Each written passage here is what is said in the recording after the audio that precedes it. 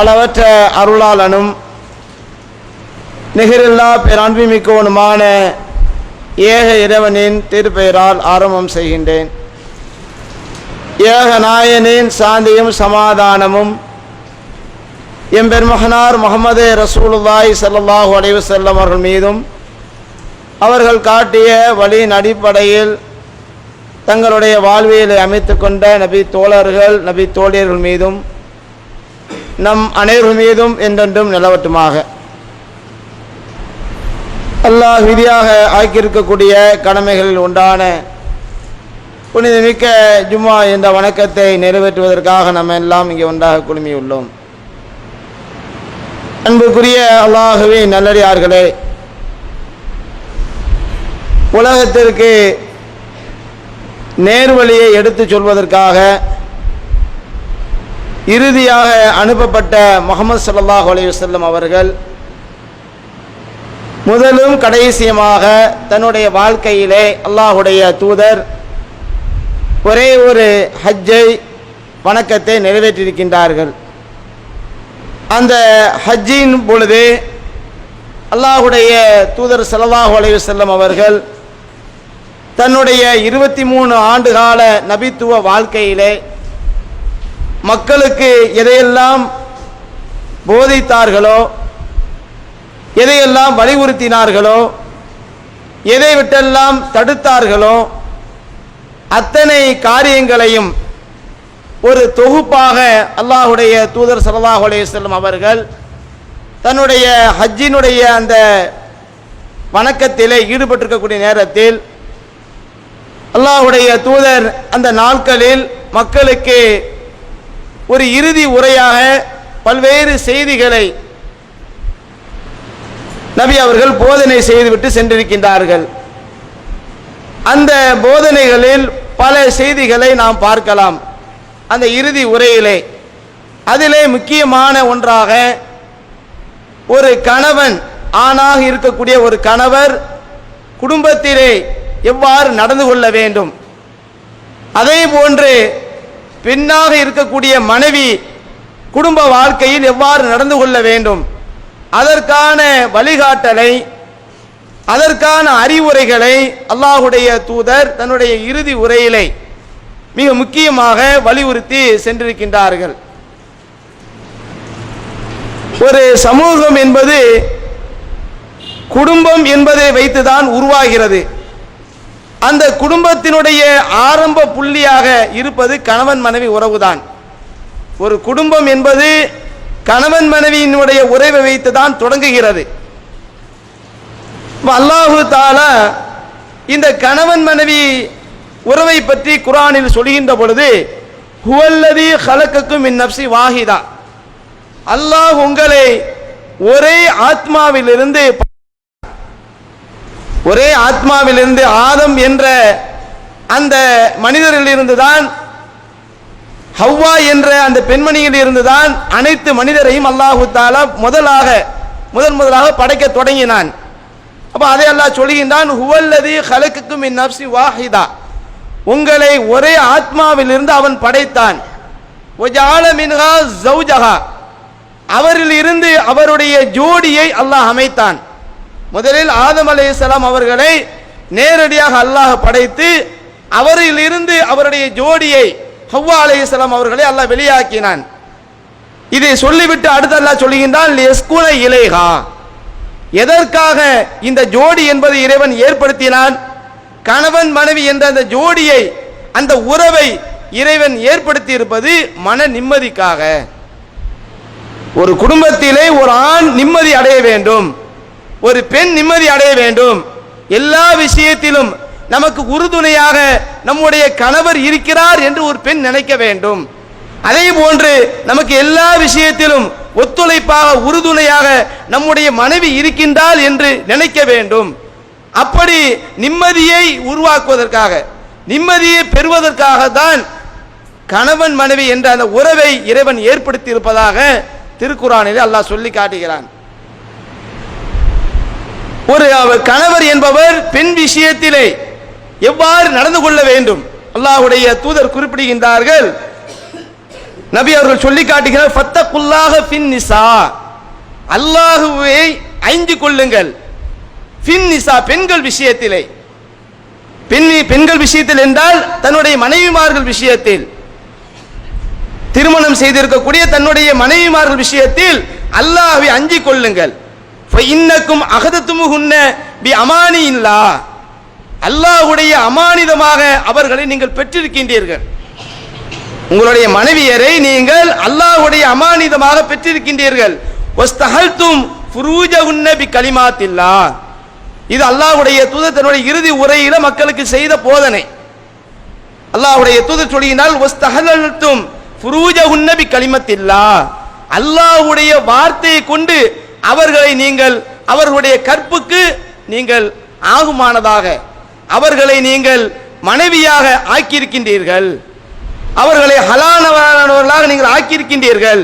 எனவே வலகுன்ன அலைக்கும் ரிஸ்குஹுன்ன வ கிஸ்வத்துஹுன்ன பில் மாரூஃப், அந்த மனைவிமார்களுக்கு நீங்கள் செய்த அந்த நீங்கள் திருமணம் செய்திருக்கக்கூடிய அந்த மனைவிமார்களுக்கு, உங்களுடைய மனைவிமார்களுக்கு அழகிய முறையிலே உணவு வழங்குவதும், அவர்களுக்கு அழகிய முறையிலே ரிஸ்க் வழங்குவதும், ஆடை வழங்குவதும் உங்களுடைய கடமையாக இருக்கிறது என்று அல்லாஹ்வுடைய தூதர் குறிப்பிடுகின்றார்கள். அப்போ பெண்கள் விஷயத்திலே ஆண்கள் நீதமாக அவர்களுக்கு செய்ய வேண்டிய கடமைகளை, அவர்களுக்கு செய்ய வேண்டிய உரிமைகளை பேணக்கூடியவர்களாக இருக்க வேண்டும் என்று நபி அவர்கள் தன்னுடைய இறுதி உரையிலே மக்களுக்கு செய்திருக்கக்கூடிய போதனையாக பார்க்கின்றோம்.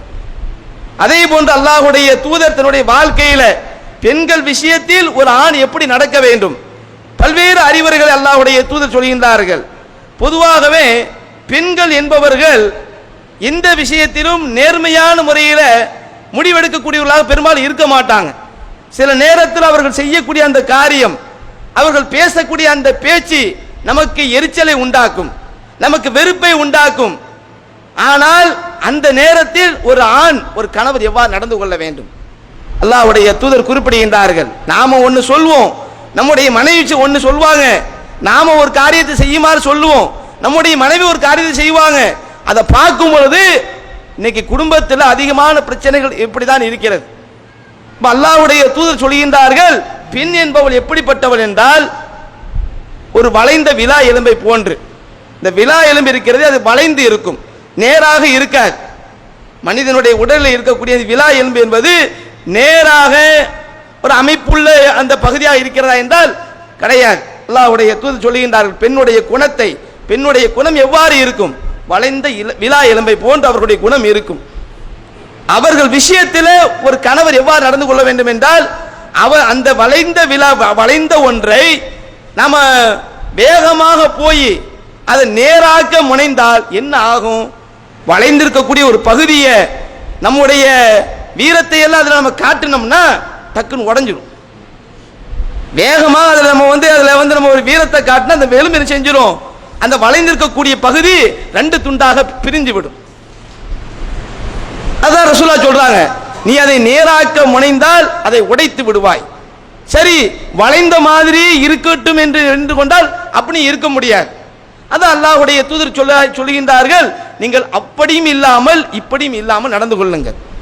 ஒரடியாக நேராக நியமித்தவும் நினைக்காத, அதனால வளைந்த மாதிரியே இருக்கட்டும் அப்படி சொல்லி விட்டு விடாதே என்று அல்லாஹ்வுடைய தூதர் கணவருக்கு உபதேசங்கள் செய்யக்கூடிய நிலையை பார்க்கின்றோம்.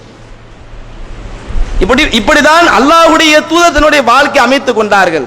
பெண்களுடைய அந்த மனநிலையை, அவர்களுடைய அந்த நிலையை புரிந்து, அவர்களுக்குரிய நிலையை உரிமையை புரிந்து நபி அவர்கள் நடந்திருக்கின்றார்கள்.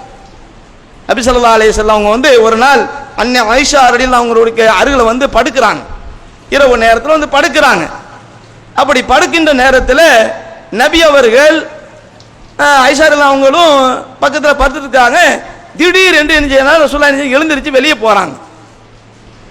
என்ன நினைச்சிட்டு போறாங்கன்னா, ஆயிஷா அவங்க தூங்கிட்டாங்க, நம்முடைய மனைவி தூங்கிட்டாங்க என்று சொல்லிட்டு அவங்க வெளியே கிளம்பி போறாங்க. அப்படி போகும் பொழுது ஆயிஷா அவங்க தூங்கலை, அவங்க தூங்குற மாதிரி இருக்கிறாங்க, ஆனால் தூங்கலை. அப்போ ரசூலுல்லாஹ் தன்னுடைய கணவர் தன்னுடைய படுக்கை விரிப்பை விட்டு வெளியே போறதை பார்த்துட்டு, இந்த நேரத்தில், இந்த இரவு நேரத்தில் இவர் வெளியே போறாரு, ஏன் எதுக்கு போறாங்க இந்த நேரத்தில் போறாங்களே. ஏன்னா ரசூல் ஸல்லல்லாஹு அலைஹி வஸல்லம் உங்களை பொறுத்தவரை பல மனைவி உங்களுக்கு இருக்கு. அப்ப அல்லாஹ்வுடைய தூதர் நமக்கு கொடுக்க வேண்டிய அந்த உரிமையை, நமக்கு கொடுக்க வேண்டிய அந்த நேரத்தை வேற மனைவிக்கு போய் கொடுக்க போறாங்களோ, வேற மனைவி இடத்தில் செல்லுகின்றார்களோ என்று அவங்களுக்கு ஒரு அச்சம் ஏற்படுகிறது. என்ன செய்யறாங்கன்னா, ரசூலுல்லாஹ்வுக்கு தெரியாம ரசூலுல்லாஹ்வை பின்தொடர்றாங்க. ரசூலுல்லாஹ் வெளியே போய் அப்படியே போயிட்டே இருக்கிறாங்க, இவங்களும் அப்படியே பின்தொடர்ந்து போறாங்க. கடைசியில் அல்லாஹ்வுடைய தூதர் ஜன்னத்துல் பக்கி என்று சொல்லக்கூடிய அந்த மையவாடிக்கு வராங்க. மதீனாவில் இருக்கக்கூடிய மஸ்ஜித் நபவிக்கு அருகில் இருக்கக்கூடிய அந்த மையவாடிக்கு வராங்க. மையவாடியில் வந்து அந்த இறந்து போனவர்களுக்காக அல்லாஹ்வுடைய தூதர் துஆ செய்றாங்க, பிரார்த்தனை செய்யறாங்க, பாவ மன்னிப்பு கேட்கிறாங்க. கேட்டுட்டு ரசூலுல்லாஹ் திரும்ப தன்னுடைய வீட்டுக்கு வராங்க. அப்ப ஆயிஷா அவங்க வந்து ரசூலுல்லாஹ் பின்தொடர்ந்து போனாங்க. ரசூலுல்லாஹ் அந்த திரும்பி வரதை பார்த்துட்டு இவங்களும் வேகமாக ரசூலுல்லாஹ்க்கு தெரியாம வேகமா வராங்க. வந்து படுக்கை விரிப்பில் வந்து படுத்துறாங்க. ரசூலுல்லாஹ் மெதுவா வந்து படுக்கை ஆயிஷா அவங்களுக்கு அருகில் வராங்க. வந்து பார்த்தா வேகமாக வந்தால் என்ன ஆகும், மூச்சு வாங்க, மூச்சு இறைக்கும். அப்போ ரசூலுல்லாஹ் பார்க்குறாங்க, தன்னுடைய மனைவிக்கு மூச்சு வாங்குறத பார்க்குறாங்க, மூச்சு இறைக்கிறத பார்க்குறாங்க. பார்த்துட்டு என்னம்மா ரொம்ப மூச்சு வாங்குத, தூங்கிட்டு இருக்கக்கூடிய ஆளுக்கு மூச்சு வாங்காது, எங்கேயாவது வெளியே போயிட்டு வந்தால் தான் மூச்சு வாங்கும். என்னம்மா ரொம்ப மூச்சு வாங்குத, என்ன செய்யுது? அதெல்லாம் ஒன்றும் இல்லை. ஆயிஷா சொல்கிறாங்க, அதெல்லாம் ஒன்றும் இல்லை. இல்லையே மூச்சு வாங்குத, என்ன காரணம்? ஏன் ஏதாவது அல்லாஹ்வுடைய தூதர்களுடைய விஷயத்தில் அநீதம் இழைத்து விடுவார்கள் என்று நீ பயப்படுறியா? இந்த மாதிரி ரசூலுல்லாஹ் கேட்குறாங்க. ஆமாம் அல்லாஹ்வுடைய தூதரே, நீங்கள் எங்கிட்ட இருக்கும் பொழுது திடீரென்று வெளியே போனீங்க, எங்கே போனீங்க, எதுக்கு போனீங்கன்னு சொல்லி தெரியலை, அதனால தான் நான் உங்களை பின்தொடர்ந்து வந்தேன். அப்போ ரசூலுல்லாஹ் சொல்கிறாங்க, நான் தூங்கிட்டு இருக்கக்கூடிய நேரத்தில், உனக்கு அருகில் வந்திருக்கக்கூடிய நேரத்தில் ஜிப்ரீல் அலைஹிஸ்ஸலாம் அவர்கள் என்னிடத்தில் வந்தார்கள். வந்து ஜன்னத்துல் பக்கியில் அடக்கம் செய்யப்பட்டிருக்கக்கூடிய அந்த கபராளிகளுக்காக துஆ செய்யுமாறு அல்லாஹ் கட்டளையிட்டிருப்பதாக வந்து சொன்னாங்க. இந்த நேரத்தில் போய் நீங்கள் என்ன செய்யுங்க, ஜன்னத்து பக்கிக்கு போய் அங்கே உள்ள இறந்து போனவர்களுக்காக நீங்கள் பிரார்த்தனை செய்ய வேண்டும் என்று இறைவன் கட்டளையிட்டதாக ஜிப்ரீல் அலைஹிஸ்ஸலாம் வந்து சொன்னார்கள். அதனால் நான் சென்றேன் என்று என்ன செய்கிறாங்க சொல்கிறாங்க. சொல்லிட்டு அடுத்து சொல்கிறாங்க, நீ தூங்கிட்டு இருந்த, நீ தூங்கிட்டு இருக்கக்கூடிய ஒன்றை எழுப்புவதற்கு எனக்கு சங்கடமாக இருந்துச்சு. ஏன்னா நான் எழுப்பும் பொழுது அது உனக்கு வெறுப்பை ஏற்படுத்தி விடக்கூடாது. எப்படி இருக்கிறாங்க பாருங்க நபி ஸல்லல்லாஹு அலைஹி வஸல்லம் அவர்கள், தன்னுடைய மனைவி விஷயத்தில் எப்படி நடக்கிறாங்க பாருங்க. நீ தூங்கிட்டு இருக்கிற, எழுப்பி நான் நம்ம போயிட்டு வரமா அப்படின்னு நான் சொல்லும் பொழுது போங்க அப்படிங்க, ஏன்னா நான் தூங்கிட்டு இருக்கேன், நீங்க இந்த நேரத்தில் எழுப்பினா எனக்கு தூக்கம் போகாதா என்று நீ சங்கடப்படுவாய், அதை வெறுப்பாய். அதனால நான் உன்னை எழுப்பல, உன்னை எழுப்பாம நீ சங்கடப்பட்டுறக்கூடாது, உனக்கு அதை வெறுப்பை ஏற்படுத்திடக்கூடாது என்பதற்காக தான் நான் உங்ககிட்ட சொல்லாம போனேன், இல்லைன்னா நான் சொல்லிட்டு போயிருப்பேன் என்று அல்லாஹ்வுடைய தூதர் ஸல்லல்லாஹு அலைஹி வஸல்லம் அவர்கள் தன்னுடைய மனைவி இடத்தில் சொல்வதை பார்க்கின்றோம். அப்ப இப்படி மனைவியினுடைய மனநிலையை, அவங்களுக்கு ஒரு இது உணர்வு இருக்கிறது, அதை நாம புரிந்து நடக்கணும் என்ற ஒரு ரீதியில் அல்லாஹ்வுடைய தூதர் நடந்திருப்பதை பார்க்கின்றோம். அதுபோன்று நபி ஸல்லல்லாஹு அலைஹி வஸல்லம் அவருடைய வாழ்க்கையில் இன்னும் பல செய்திகளை பார்க்கலாம். அல்லாஹ்வுடைய தூதர் ஸல்லல்லாஹு அலைஹி வஸல்லம் அவர்கள் இரவு நேரத்தில் தொழுவாங்க, நீண்ட நேரம் தொழுவாங்க. தொழுதுட்டு அந்த சுபுவுக்கு கொஞ்சம் நேரம் இருக்கும் பொழுது கொஞ்சம் படுப்பாங்க. அப்படி படுக்கக்கூடிய நேரத்தில் ஆயிஷா அவங்க வந்து முழிச்சிட்டு இருந்தால் பேசுவாங்க, பேசிக்கிட்டு இருப்பாங்க. தூங்கிட்டாங்கன்னா ரசூலுல்லாஹ் எழுப்ப மாட்டாங்க, அவங்களும் தூங்கிடுவாங்க. அல்லாஹ்வுடைய தூதருடைய பண்பு அப்படி. அப்போ நபி அவர்கள் மனைவியினுடைய ரசனை, மனைவியினுடைய அந்த உணர்வை புரிந்தவர்களாக தன்னுடைய வாழ்க்கை அமைத்துக் கொண்டார்கள். இப்படி நம்முடைய வாழ்க்கை நம்ம அமைத்துக் கொண்டோமே ஆனால் அது நிம்மதியை பெற்று தரும். அப்ப நபி அவர்கள் இப்படி நடந்திருப்பதை பார்க்கின்றோம். அப்ப இது ஆண்களுக்கு, கணவன்மார்களுக்கு இஸ்லாம் சொல்லக்கூடிய அறிவுரையாகவும் அல்லாஹ்வுடைய தூதர் நடந்து கொண்ட விதத்தை நாம் பார்க்கின்றோம். அதே போன்று பெண்களும் எப்படி நடந்து கொள்ள வேண்டும், அதற்கும் இஸ்லாமிய மார்க்கம் நமக்கு அந்த இறுதி உரையில் அல்லாஹ்வுடைய தூதர் அதான் சொல்றாங்க, கணவனுக்கு செய்ய வேண்டிய கடமைகளும் பெண்களுக்கு இருக்கிறது, எப்படி நடந்து கொள்ள வேண்டும் அல்லாஹ்வுடைய தூதர் குறிப்பிடுகின்றார்கள். இந்த உலகம் என்பது இன்பம் தரக்கூடியது, இந்த உலகத்தில் இன்பம் தரக்கூடிய நிறைய பொருட்கள் இருக்கிறது, நிறைய பொக்கிஷங்கள் இருக்கிறது. அதில் சிறந்த பொக்கிஷம் எது தெரியுமா? அல் மர்அத்து சாலிஹா, நல்ல மனைவி. ஒரு ஆணுக்கு வாய்க்கக்கூடிய நல்ல மனைவி தான் இந்த உலகத்திலே கிடைக்கக்கூடிய இன்பமான பொருட்களிலேயே சிறந்த பொருள். நல்ல மனைவி என்றால் என்ன, அதற்கான எடுத்துக்காட்டு ரசூலுல்லாஹ் சொல்றாங்க. நல்ல மனைவி என்பது எப்படி நடந்து கொள்வாள்? அல்லாஹ்வுடைய தூதர் சொல்கின்றார்கள், இதா நவர இலேகா சர்ரத்துஹு, ஒரு கணவர் தன்னுடைய மனைவியை பார்க்கக்கூடிய நேரத்தில் அவனை சந்தோஷப்படுத்துவாள், மகிழ்ச்சிப்படுத்துவாள். இன்னைக்கு மனைவியை பார்க்கும் பொழுது சில பேருக்கு வெறுப்பு தான் வருது. அப்படிதான் சில பேருடைய வாழ்க்கை செல்லக்கூடிய நிலை பார்க்கின்றோம். இது உண்மை மறைப்பதற்கு இல்லை. அல்லாஹ்வுடைய தூதர் சொல்கின்றார்கள், அல் மராத்து சாலிகா, நல்ல பெண்மணி தான் உலகத்திலே கிடைக்கக்கூடிய பொக்கிஷங்களை சிறந்த பொக்கிஷம். அந்த நல்ல மனைவிக்குள்ள தன்மை எப்படி இருக்கும் என்றால், அவனை கணவரை அவள் பார்க்கக்கூடிய நேரத்தில் கணவரை அவள் சந்தோஷப்படுத்துவாள். கணவர் தன்னுடைய மனைவியை பார்க்கக்கூடிய நேரத்தில் மனைவி சந்தோஷப்படுத்துவாள். அதே போன்று ஒய்தா அமரஹா அத்தாஅத்துஹு, அவர் ஏதாவது சொன்னால் கட்டுப்படுவாள், கட்டளை இட்டால் கட்டுப்படுவாள். இன்னைக்கு வாழ்க்கையிலுடைய நிலை எப்படி இருக்குன்னா, பெண் என்பவள் ஆணுக்கு கட்டுப்பட்டு மார்க்கத்துக்கு முரண் இல்லாத விஷயத்தில் கணவர் ஒன்றை சொல்லக்கூடிய நேரத்தில் கட்டுப்பட்டு நடக்கக்கூடியவளாக இருக்க வேண்டும். ஆனால் இன்னைக்கு நிலைமை மாறி ஆண் தான் கட்டுப்பட்டு நடக்கக்கூடிய நிலைமையில் இருக்கிறது. இன்னைக்கு பார்க்கின்றோம் எத்தனை விஷயத்தில் தாய் தகப்பனை ஒதுக்கக்கூடிய இன்னைக்கு எத்தனையோ பேர் தன்னுடைய தாய் தகப்பனை ஒதுக்குகிறார்கள். என்ன காரணம்? மனைவியினுடைய சொல்லுதான். மனைவி சொல்றா, உங்களுடைய தாய் தகப்பனை கவனிக்க கூடாது, ஒதுக்குங்க, குடும்பத்தை கவனிக்க கூடாது, உங்க அக்கா தங்கச்சியை பார்க்க கூடாது. என்ன பார்க்கிறான்? நம்ம மனைவி சொல்லும் போது கட்டுப்படுகின்றான். அதே போன்று இன்னைக்கு பல பேர்கள் பொருளாதாரத்தில் பின்தங்கி இருந்தாலும், சம்பாதிக்கக்கூடிய வருமானம் கம்மியா இருந்தாலும் தன்னுடைய பிள்ளைகளை நல்ல என்ன செய்யறாங்க, அதாவது சில பேர் வருமானத்தில் உயர்ந்த நிலையில் இருப்பாங்க, அவங்க நல்ல பள்ளிக்கூடத்தில் போய் என்ன செய்வாங்க, அதாவது அட்மிஷன் ஃபீஸ்லாம் அதிகமாக இருக்கக்கூடிய பள்ளிக்கூடங்களை போய் சேர்க்கக்கூடிய நிலை பார்க்கலாம். சில பேர் வருமானம் கம்மியாக இருக்கும், இருந்தாலும் மனைவியினுடைய வற்புறுத்தல், என் புள்ள அங்கே தான் படிக்கணும், அப்படி படிக்க வைக்கிறதா படிக்க வைங்க, உத்தரவு போடுறாங்களா இல்லையா, கட்டுப்பட்டு போறானா இல்லையா. அப்ப இப்படி இன்னைக்கு உள்ள கால சூழ்நிலை எப்படி இருக்குது என்றால், கணவர் கட்டுப்பட்டு நடக்கக்கூடியவராக இருக்கின்றார்கள், பெண்கள் உத்தரவிடக்கூடிய நிலையில் இருக்கின்றார்கள். ஆனால் அல்லாஹ்வுடைய தூதர் எப்படி சொல்கின்றார்கள் என்றால், நல்ல மனைவிக்குள்ள எடுத்துக்காட்டு என்னவென்றால், அவருடைய தன்மை, அவருடைய குணம் எப்படி இருக்கும் என்றால், கணவர் ஒன்றை சொல்லும் பொழுது, கணவர் ஒன்றை உத்தரவிடும் பொழுது அத்தாஅத்துஹு, கட்டுப்படுவாள். அவதான் நல்ல மனைவி. கணவர் ஒன்று சொல்றாரா, அதுக்கு கட்டுப்பட்டு, அப்படியாங்க உங்களை நான் மதிக்கின்றேன், அதான் மதிப்பு, அதான் நல்ல மனைவிக்குள்ள எடுத்துக்காட்டு என்று நபி அவர்கள் ஒரு மனைவி எப்படி நடக்க வேண்டும் என்பதற்கான அந்த வழிமுறைகளை அல்லாஹ்வுடைய தூதர் சொல்வதை பார்க்கின்றோம். எந்த அளவுக்கு அல்லாஹ்வுடைய தூதர் சொல்கின்றார்கள், லவ் குந்து ஆமரன் அகதன் எஸ்டுதலி அகதின், எந்த ஒரு மனிதனும் எந்த ஒரு மனிதனுக்கும் சஜிதா செய்யக்கூடாது, சிரம் பணியக்கூடாது. அப்படி சிரம் பணிவதை மார்க்கம் அனுமதிப்பதாக இருந்தால், அப்படி ஒரு நிலை மார்க்கத்தில் இருக்குமே, ஆனால் நான் உத்தரவிட்டிருப்பேன், யாருக்கு? ஒரு பெண்ணுக்கு சஜிதா செய்யுமாறு. யாருக்கு சஜா செய்வது? தன்னுடைய கணவருக்கு சஜா செய்யுமாறு நான் உத்தரவிட்டிருப்பேன். எந்த அளவுக்கு அல்லாஹ்வுடைய தூதர் ஒரு பெண் எப்படி இருக்க வேண்டும், கணவர் ஒன்றை சொல்லக்கூடிய நேரத்தில், கணவர் ஒன்றை உத்தரவு போடக்கூடிய நேரத்தில் அதுக்கு கட்டுப்படக்கூடியவளாக, அதை செயல்படுத்தக்கூடியவளாக மனைவி இருக்க வேண்டும். இப்படி இருந்து விட்டார் என்றால் குடும்பத்தில் பிரச்சனை வராது. இன்னைக்கு குடும்பங்களில் பிரச்சனைகளும் நிம்மதி இல்லாத நிலைக்கு என்ன காரணம்? இந்த இஸ்லாம் சொல்லக்கூடிய இந்த அறிவுரைகளை, இந்த வழிமுறைகளை புறந்தள்ளுவதுதான் காரணம். அப்ப நபி அவர்கள் எப்படி சொல்கின்றார்கள், ஒரு ஆண் எப்படி இருக்க வேண்டும், ஒரு பெண் எப்படி இருக்க வேண்டும் என்பதற்கான அந்த வழிமுறைகளை அழகான முறையில், தெளிவான முறையில் அல்லாஹ்வுடைய தூதர் நமக்கு சொல்லியிருப்பதை பார்க்கின்றோம். எந்த அளவிற்கு அல்லாஹ்வுடைய தூதர் சொல்கின்றார்கள், அதாவது மார்க்கத்தில் உபரியான வணக்கங்கள் செய்வதற்கு அதிகமான நன்மை இருக்கிறது. பரலான வணக்கங்களை பேணுதலா செய்வதோடு உபரியான நோன்பு, தொழுகை, இது போன்று உபரியாக நம்ம செய்வதற்கும் ஏராளமான நன்மை இருக்கிறது. எந்த அளவிற்கு என்றால், நாம செய்யக்கூடிய அந்த பரலான வணக்கங்கள் ஏற்படக்கூடிய குறைகளை நாளை மறுமையில உபரியான வணக்கத்தை வச்சு அல்ல நிறைவு செய்வான். நமக்கு நாம செய்யக்கூடிய கடமையான வணக்கங்கள் ஏதாவது குறை இருக்குமே, ஆனால் ஏன்னா 100% நம்ம கரெக்டாக செய்வோம் சொல்ல முடியாது. அப்ப அந்த கடமையான வணக்கங்கள் குறை இருக்கின்ற நேரத்தில் அந்த குறைகளை உபரியான வணக்கங்களை வைத்து அல்லாஹ் நிறைவு செய்வான்.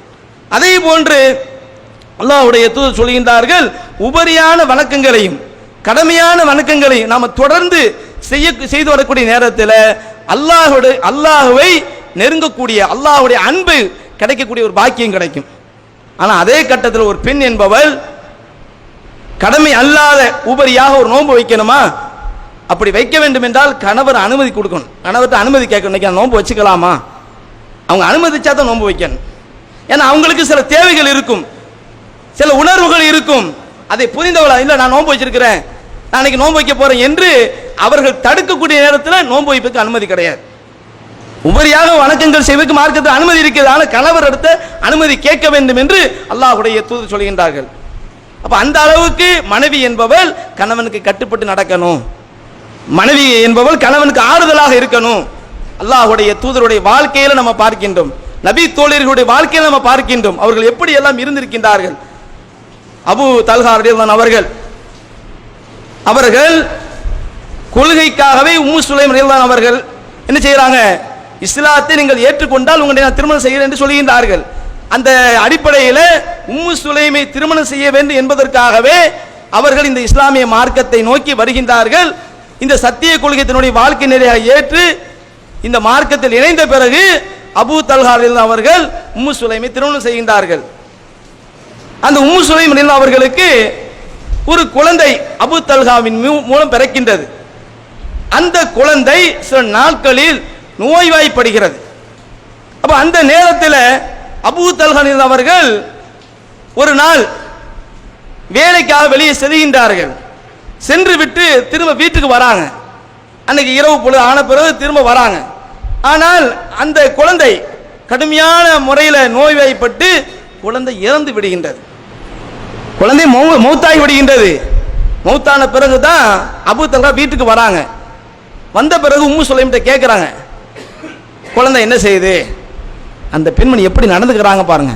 வீட்டுக்கு வந்த கணவர் பல சுமைகளை, பல சங்கடங்களோடு, பல வேதனைகளோடு வீட்டுக்கு வருவாங்க. மன நிம்மதி இல்லாமல் வருவாங்க. முதல்ல அவங்கள நிம்மதி கொடுக்கணும், அவங்களுடைய மனதை ஆறுதல் படுத்தணும். என்ன செய்யலாம், வந்தது வராமல் அந்த விஷயத்தை அவங்க சொல்லலை. குழந்தை இறந்த விஷயத்தை உடனடியாக அந்த பெண்மணி தன்னுடைய கணவர் இடத்துல சொல்லலை. வீட்டுக்கு வராங்க. வீட்டுக்கு வந்து குழந்தை என்ன செய்யுன்னு கேட்குறாங்க.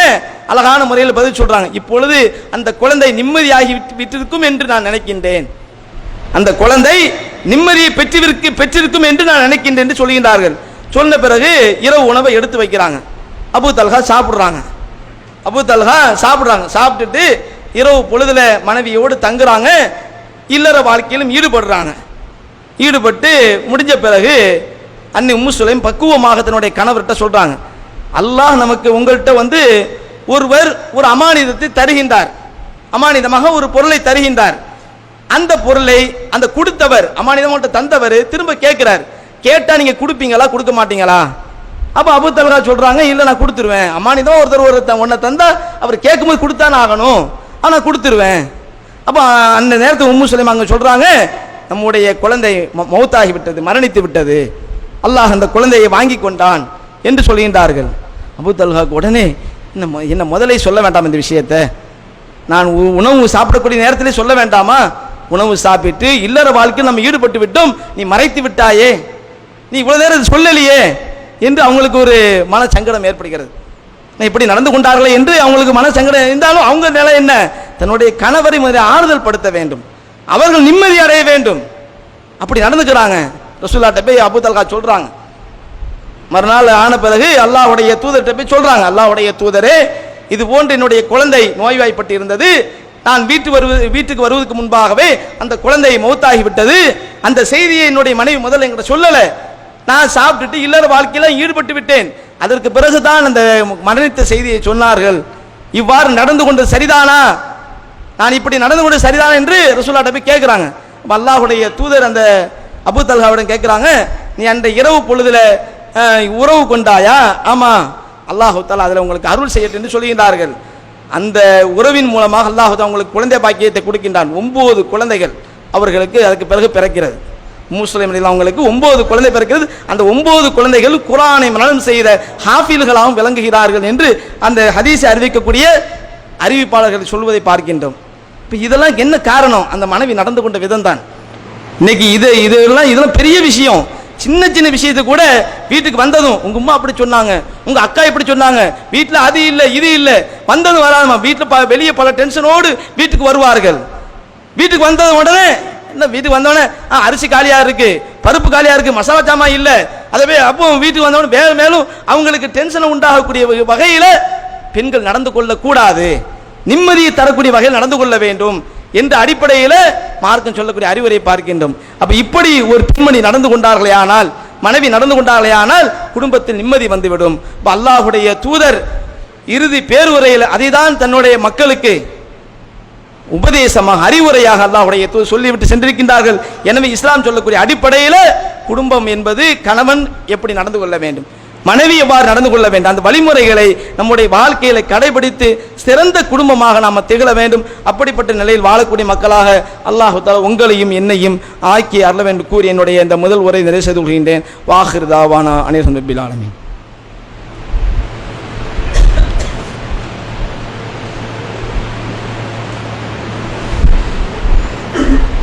நஹ்மதுஹு வ நுஸல்லி அலா ரசூலில் கரீம். அம்மா பாத். அன்புக்குரிய அல்லாஹ்வின் நல்லடியார்களே, மறைவான ஞானம் என்பது அல்லாஹுக்கு மட்டும்தான் உண்டு. அல்லாஹுவை தவிர வேறு யாரும் அடுத்த நிமிடம் என்ன நடக்கும், அடுத்த நாள் என்ன நடக்கும் என்பதை யாராலும் சொல்ல முடியாது. ஒவ்வொரு மனிதருடைய வாழ்க்கையில் எதிர்காலத்தில் என்ன நடக்கும் என்பதை இறைவனை தவிர யாரும் அறிந்து கொள்ள முடியாது. இதை இஸ்லாமிய மார்க்கம் அழுத்தம் திருத்தமாக சொல்கிறது. ஆனால் சில பேர்கள் இந்த ஜோசியக்காரர்கள் சொல்வதை எல்லாம் உண்மை என்று நம்பக்கூடிய நிலையை பார்க்கின்றோம். ஆனால் இன்றைக்கி சமீபத்தில் பாருங்கள், நம்முடைய தமிழக அரசில் அந்த முதலமைச்சருடைய ஆஸ்தான ஜோதிடராக இருக்கக்கூடிய ஒருவருக்கு அரசு பொறுப்பு கொடுக்கப்படுகிறது. பிறகு கடுமையான எதிர்ப்பு கிளம்புகிறது. திரும்ப அந்த பொறுப்பு வாபஸ் வாங்க ரத்து செய்யப்படுகிறது பார்க்கின்றோம். ஆனால் அவர் ஆஸ்தான ஜோதிடர், ஜோசியக்காரர், அவர் ஜோதிடர். இது என்ன நமக்கு காட்டுதுன்னா, இந்த பதவி நமக்கு திரும்ப வாங்கப்பட்டுரும் என்பது தெரிஞ்சுட்டு அந்த பொறுப்பை வாங்கியிருப்பானா? அந்த ஜோதிடர் வாங்கியிருப்பாரா? வாங்கியிருக்க மாட்டார். அப்போ இதுலேருந்து என்ன தெரியுது? மறைவான விஷயம் அல்லாஹ்க்கு தான் உண்டு. அப்போ இதெல்லாம் பொய், பித்தலாட்டம் என்பதை இந்த ஒரு செய்தி நமக்கு பாடமாக இருப்பதை பார்க்கின்றோம். அப்போ இது போன்று மறைவான ஞானம் என்பது அல்லாஹ்வை தவிர யாருக்கும் கிடையாது என்பதை நாம் உறுதியாக நம்பிக்கை கொள்ள வேண்டும். அப்படி மற்றவர்களுக்கும் மறைவான ஞானம் இருக்கும் என்று நாம் நம்புவோமேயானால் அது இணை வைப்பாக ஆகிவிடும் என்பதை புரிந்து கொள்ள வேண்டும். அடுத்ததாக சில அறிவிப்புகள். நம்முடைய ஜமாத் சார்பில் அழகிய முன்மாதிரி அண்ணல் நபி ஸல்லல்லாஹு அலைஹி வஸல்லம் என்ற 10 மாத செயல் திட்டம் அறிவிக்கப்பட்டிருக்கிறது. ஒவ்வொரு மாதம் ஒவ்வொரு தலைப்பின் கீழே அன்னலாரை குறித்து மக்களுக்கு எடுத்து சொல்ல வேண்டிய அடிப்படையில் நபிகளாருடைய வாழ்க்கையில் பல்வேறு தலைப்புகளில் மக்களுக்கு பிரச்சாரம் செய்யப்பட்டு வருகிறது. அதனுடைய ஒன்றாக இன்ஷா அல்லாஹ் வரக்கூடிய ஞாயிற்றுக்கிழமை அன்று நம்முடைய மஸ்ஜித் மதீனா கிளை சார்பாக பள்ளிவாசல் வைத்து அசருக்கு பிறகு, ஞாயிற்றுக்கிழமை அசருக்கு பிறகு செயல் வீரர் வீராங்கனை கூட்டங்கள் நடைபெற இருக்கின்றது. அதில் அனைத்து சகோதர சகோதரிகளும் அந்த செயல் வீரர் வீராங்கனை கூட்டத்தில் கலந்து கொள்ளுமாறு கேட்டுக்கொள்கின்றோம். அடுத்ததாக நம்முடைய ஜமாத் சார்பில் நம்ம ஊரில் அல் இர்ஷாத் நர்சரி அந்த ஸ்கூல் நடைபெற்று வருகிறது. அதுக்கான அட்மிஷன் தற்பொழுது நடைபெற்று வருகிறது. எனவே அந்த ஸ்கூலில் உங்களுடைய பிள்ளைகளை சேர்த்து பயன்பெறுமாறு கேட்டுக்கொள்கின்றோம். அடுத்து துல்ஹஜ் மாதத்தினுடைய பிறை இன்ஷா அல்லாஹ் வரக்கூடிய ஞாயிற்றுக்கிழமை மகரிப்பு பிறகு பார்க்க வேண்டிய நாள். அந்த பிறை தென்பட்டது என்றால் சகோதரர்கள் அந்த தகவலை கிளை நிர்வாகத்திடம் தருமாறு கேட்டுக்கொள்கின்றோம். அப்படி பிறை தென்பட்டு விட்டது என்றால் ஞாயிற்றுக்கிழமை மகரிப்புக்கு பிறகு பிறை பார்க்க வேண்டிய நாள். அந்த நேரத்தில் பிறை தென்பட்டு விட்டது என்றால் இந்த குர்பானி கொடுக்கக்கூடியவர்கள், குர்பானி கொடுக்கக்கூடிய இந்த குடும்பத் தலைவர், குடும்பத்தில் மற்ற உறுப்பினர் கிடையாது, குடும்பத் தலைவர், அவர் மாத்திரம் பிறை தென்பட்டதில் இருந்து குர்பானி கொடுத்து முடிகின்ற வரை தன்னுடைய முடிகளை அகற்றக்கூடாது, நகங்களை அகற்றக்கூடாது. இதை நம்ம புரிந்து கொள்ள வேண்டும். அந்த குடும்ப தலைவர் மாத்திரம், இப்போ யார் பொறுப்புதாரியோ அவர் மாத்திரம் பிறை தென்பட்டதிலிருந்து குர்பானி கொடுத்து முடிகின்ற வரை முடிகளையும் நகங்களை அகற்றக்கூடாது. அதுக்கு முன்பாக, ஏன்னா ஞாயிற்றுக்கிழமை பிறை பார்க்க வேண்டிய நாள், அப்படி முடிகள் நகங்களை அகற்ற வேண்டிய அதுக்கு முன்னால் நீங்கள் முன்னெச்சரிக்கையாக அதை செய்து கொள்ளுமாறு கேட்டுக்கொள்கின்றோம். எல்லாவற்றுக்கும் மேலாக அல்லாஹுடைய தூதன் காட்டிய அடிப்படையில் நம்முடைய வாழ்க்கையை அமைத்து உலகிலும் மறுமையிலும் வெற்றி பெறக்கூடிய அடியார்களாக அல்லாஹ் தஆலா உங்களையும் என்னையும் ஆக்கி அருள வேண்டும் கூறி என்னுடைய இந்த உரை